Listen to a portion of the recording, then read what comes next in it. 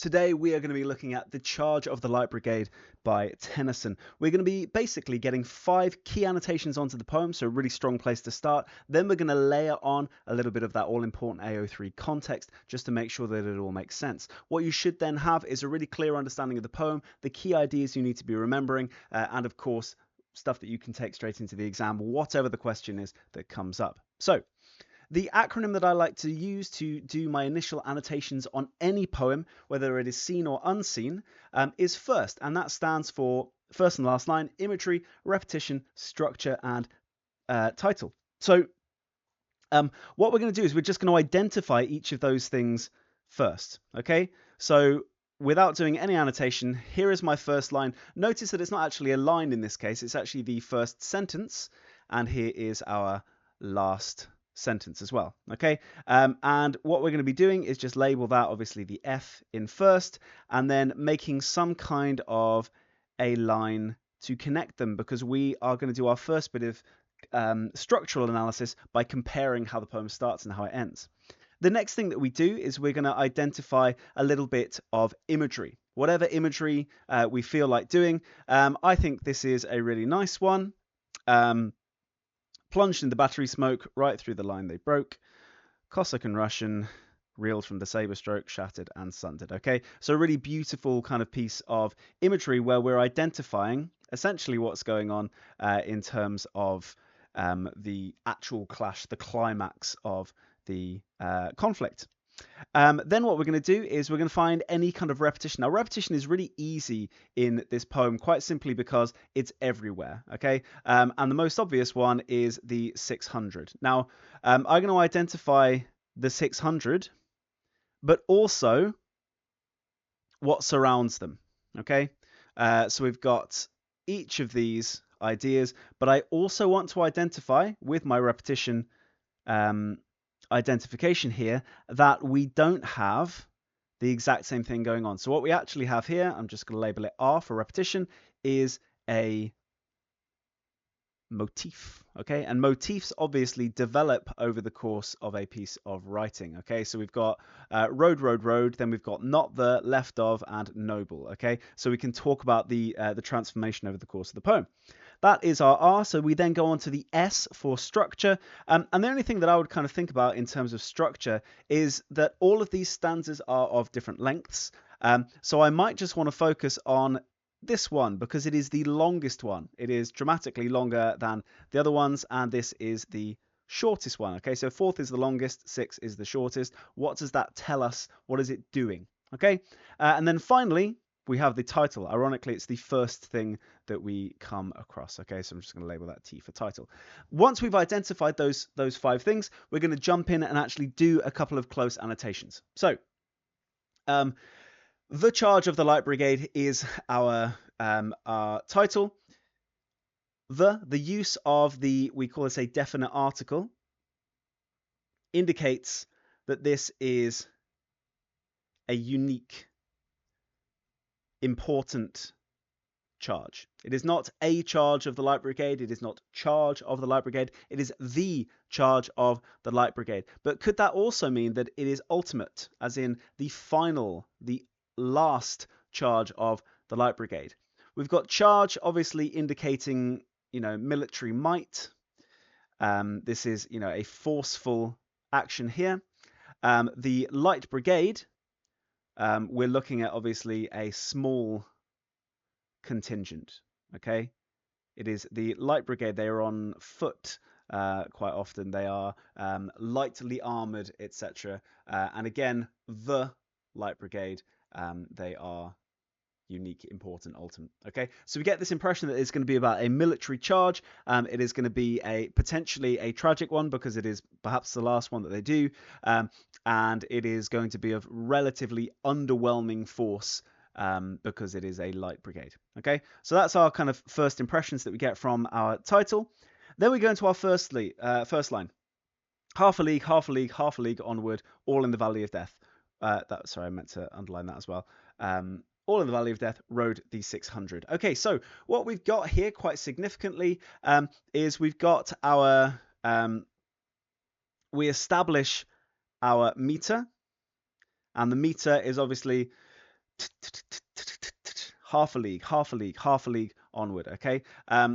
So it's what we call, I believe, off the top of my head, a dactylic meter, where you've got a stressed followed by two unstressed syllables. But it's like horse's hooves, right? And it is irresistible. Okay, and it gives this impression of power, confidence. Okay, and also obviously immediacy. It is all happening right now. Half a league, half a league, half a league onward, all in the Valley of Death, rode the 600. Okay, so we get this kind of immediacy and kind of in media res opening. Compare that with the end. Instead of the kind of action, so we get onward, which implies action, we get honor, which refers to reflection. So what we have seen happen from the start of the poem to the end of the poem is we've moved from action to reflection. And why would we move from action to reflection? Well, it's because there has been death. Okay, that action has resulted in death. So instead of seeing them moving onward, so onward, that that kind of adverbial phrasing there, and the this kind of dynamic verb rode gets replaced with honor and honor. Okay, so even the kind of the powerful verb charge gets turned into a noun. It's what we call nominalization.